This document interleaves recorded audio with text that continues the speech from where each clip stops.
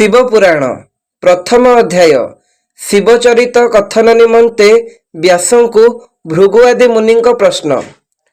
जय हे गणनाथ विघ्न विनाशन जय जय सिंदूर सुंदर अपघन जय जय तु बीळ उदयी गजानन अंबिका तनय हे मुसिक वरासन जय जय अंकुश धर शंखु कर्ण जय जय चंदर शेखर नंदन जय हे लंबोदर विघ्नगिरी पवि तपत चामिकर धिकारी तनु छवि इंद्रादि देव वृंद वंदित पदद्वय पृथुल तनु तिनि नयन कमनीय प्रलय जल धीरे बारण रूप धरी फुत्कारे फिंगी देल विष्णु पदेवारी जिउ जन पूजन न करी कार्यारंभ करई कदाचिते नहे तार शुभ पूजा करी तुम्भर पादकु पुरंदर निर्विघ्न रे पाइले स्वर्गरे अधिकार भक्ति करी तुम्भर पादरे रमापति असुर नाश करी पालिले त्रिजगति सहस्रे फणारे तो भणिले फणिपति तुम्भर गुण गण नहिब समापति वचन रचनारे मोहित अटेहीन कि रूपे तुम्भ रूप करिबी वर्णन दंतार्बल नन हे दनुज विमर्धन करुचि कथाटिए मोहि निवेदन तुम्भर महिमारु आहे वक्रतुंड गीत कली मु शिव पुराण पूर्व खंड एबे से रूपे तुम्भ रूपकु करी ध्यान उत्तर खंड गीत करिबाकु मन करुअछि मोहि जे चरण शून्य जन मनरथ जे सने मेरु उल्लंघन दुर्बोध शब्द पद पुरीत ए पुराण जानी पारिबी के मोहि तो ज्ञानहीन केवल साहसिक पणरे आरंभ करुचि तुम्भ पादे मन करी दंभ संभविब हेथिरे अंतराय जाहा विनाश कर आहे सुरुकूल नाहा तुम्भर दया दृष्टि नहिले मो उपरे मछारनी किए हा निर्वाह करि पारे तुम्भे तो विघ्नराटम अट हे भव चाट निर्विघ्न रे ए ग्रंथ कराओ प्रघटम एथु अते आरंभ हेला लोकपति अटंती जेउ शिव ताहांकर स्मृति बंदई कंदरप दरप दलनम उरहार विराज मान फणिराणम दीपित दूपी चर्म शोभित कटितटम भागीरथी निर्झर संचार जटाजुटम सर्वांगरे चिता भस्म विलेपनम आलय निरंतर जाहार समसान बटतरु तଳରେ निर्मल जोगे जन शुणन्ति जाहा ठारु सकल तत्वगान सजंती ब्रह्मांड को ब्रह्मांक रूप धरी विष्णु रूपे पालना करती सेहि परी प्रलय काले रुद्र रूप को धारण करी संहारती से अंधक निषुदनम स्वतरजतमरे मृत्युत्रय धरी सृष्टि स्थिति विलय मनरे विचारी कल्पांत जाए तप आचरी मुनि माने सावधान नहंती जाहार पद ध्याने से प्रभु चरित्र तो बिरंछि गुपत मोर हातरे पुणी होइब प्रकाशित हे उमापति तिनि लोकर कारण करुछि तुम्भ पादे मोहि नम नम अज्ञान पणे करू अछि तो ए उद्यम हे प्रभु कर पूर्ण महाते पुराण ତୁମ୍ଭର କୃପା ହୋଇ ଯାଏ ଯାଉ ପରେ, ତାହାକୁ ଅକର୍ତ୍ତବ୍ୟ ହୋଇକି ରହିପାରେ। ଯାହାକୁ ଯହିଁ ନିଯୁକ୍ତ କର ହରମ୍, କର ସେ ତାହା ଛାଡ଼ି ସକଳ ବ୍ୟବହାର। ଜୟ ତୁ ଜଗନ୍ମାଥା କୁନ୍ଦେନ୍ଦୁ ଧବଳା, ମୋର କଣ୍ଠରେ ମାଗ ବସି କର ଖେଳା। ପ୍ରଫୁଲ୍ଲ ଇନ୍ଦିବର ଗରବ ଦୋଳା ଡୋଳା, ହେଳାରେ ପଡ଼ି ଯାଉ ମଠାରେ ସାରଳା। ବଚନ ବିଭବରେ ଅଭବ୍ୟ ହୋଇ ଜନ, ନଥିବ ମୋହ ପରି ଖୋଜିଲେ ତ୍ରିଭୁବନ। ଗୋମାତ ମୋ ଉପରେ ତୁମ୍ଭର ବୃଷ୍ଟିପାତ, ହେଲେ ଅବା କବିତା ଶକତି ହେବ ଜାତ। ପଣ୍ଡିତ ମଣ୍ଡଳୀ କି କରୁଛି ନିବେଦନ, ହୋଇଥିବ ସର୍ବଦା ମଠାରେ ସୁପ୍ରସନ୍ନ। ପ୍ରବନ୍ଧରେ ବହୁତ ପ୍ରମାଦ ଥିଲେ ହେଲେ, ପ୍ରମୋଦ ହେଇ କ୍ଷମା କରିବେ ତାହା ଭଲେ। ଏଉତାରୁ ଆରମ୍ଭ ହୋଇଲା ଚରିତ, ଶୁଣ ଆହେ ବିବୁଧ ମଣ୍ଡଳୀ ଦେଇ ଚିତ୍ତ। ଅତ୍ୟନ୍ତ ପୁଣ୍ୟବନ୍ତ ନୈମିଷାରଣ୍ୟବାସୀ, ସ୍ୱଭାବରେ ନିଷ୍ପାପ ସମସ୍ତ ମହାଋଷି। ଶିବଙ୍କ ଚରିତରେ ଆନନ୍ଦ ଦେଇ ଚିତ୍ତ, ସୁତଙ୍କୁ ପଚାରନ୍ତି ଏକଥା ମୁନିବ୍ରତ। ଆହେ ସୁତ ତୁମ୍ଭର ମୁଖରୁ ଆମ୍ଭେମାନେ, ଶିବ ମହିମା ସବୁ ଶୁଣିଅଛୁ ତ କର୍ଣ୍ଣେ। ଏବେ ହେ ଗୁଣ କର୍ମ ମାନଙ୍କୁ ବିଶେଷରେ, କରିବା ହଉ ସୁତ ଶୁଣିମୁ ଆଉ ଥରେ। ଅମୃତ ପାନ କରୁଥିଲେ ହେ ବହୁତ, କଦାପି ତୃପ୍ତ ନହେ ସେ ଲୋକର ଚିତ୍ତ। ଯେସନେ ଗୋଉମାନେ ନବ ନବ ଘାସ, ଲୋଡୁଥାନ୍ତି ବନରେ ସର୍ବଦା କରି ଆସ। ଏପରି ମୁନିଗଣ ପ୍ରଶ୍ନକୁ ସୁତ ଶୁଣି, ମହାହରଷେ ତାଙ୍କୁ କହିଲେ ଏହି ବାଣୀ। ଧନ୍ୟମତି ତୁମ୍ଭର ହୋଇଲା ଉତ୍ପନ୍ନ, ଶିବ ଚରଣେ ଯାହା ହେଲାଟି ସାବଧାନ। ଯେଉଁ ନାମ ଶ୍ରବଣ ମାତ୍ରରେ ପାପୀମାନେ, ଦୁରାପମୋକ୍ଷ ମାର୍ଗ ଲଭନ୍ତି ଅଭିଛିନ୍ନେ। ସେ ପ୍ରଭୁ ମହିମାକୁ ବ୍ୟାସଙ୍କ ସମ୍ମତରେ, କହିବି ତୁମ୍ଭ ଆଗେ ସାମର୍ଥ୍ୟ ଅନୁସାରେ। ନମସ୍କାର କରୁଛି ବ୍ୟାସ ମହାମତି, କୃଷ୍ଣବର୍ଣ୍ଣ ଅଟଇ ଯାହାର ତନୁ କାନ୍ତି। ଜଟାମଣ୍ଡଳରେ ମଣ୍ଡିତ ସ୍ଥିରଷ୍ଟତମ୍, ସତ୍ୟ ବିଗ୍ରହ ସତ୍ୟବତୀଙ୍କର ଚାଟ। ସୁନ୍ଦର କୃଷ୍ଣାଜିନ ଅଟଇ ସୁମେଖଳା, ଉଜ୍ଜଳ ବ୍ରହ୍ମସୂତ୍ର ଗଳାରେ କରେ ଖେଳା। ସୁଶୋଭିତ କରୁ କ୍ଷେତ୍ରରେ ବ୍ରହ୍ମବାଦୀ, ମୁନଏ ବସିଥିଲେ ସାରି ସନ୍ଧ୍ୟା ବିଧି। ଅଟନ୍ତି ଶାନ୍ତ ମୂର୍ତ୍ତି ସମସ୍ତେ ପୁଣ୍ୟବନ୍ତ, କରିଛନ୍ତି କଳୁଷ ତପୋବଳରେ ହତ।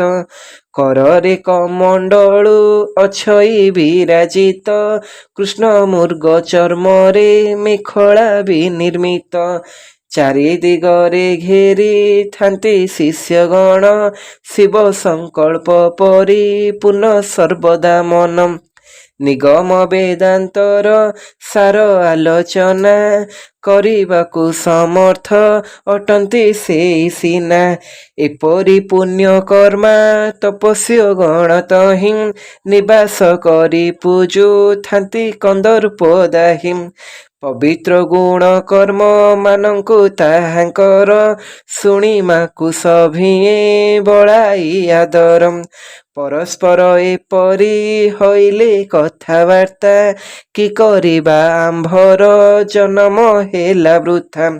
ଶଙ୍ଖର ଗୁଣ କର୍ମ ରୂପକୁ ଆମ୍ଭେମାନେ, କେଉଁପରି ଜାଣିମା କହ ହେ ତପୋବନେ।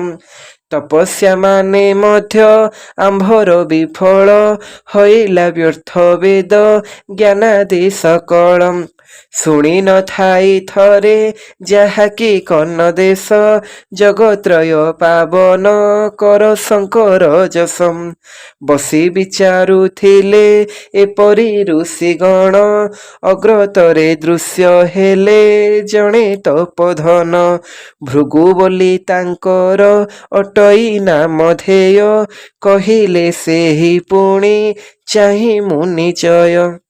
ଶୁଣିମା ହଉ ଆହେ ସକଳ ମୁନିଗଣ ପରମହିତ କର ଅଟଇ ମୋ ବଚନମ୍।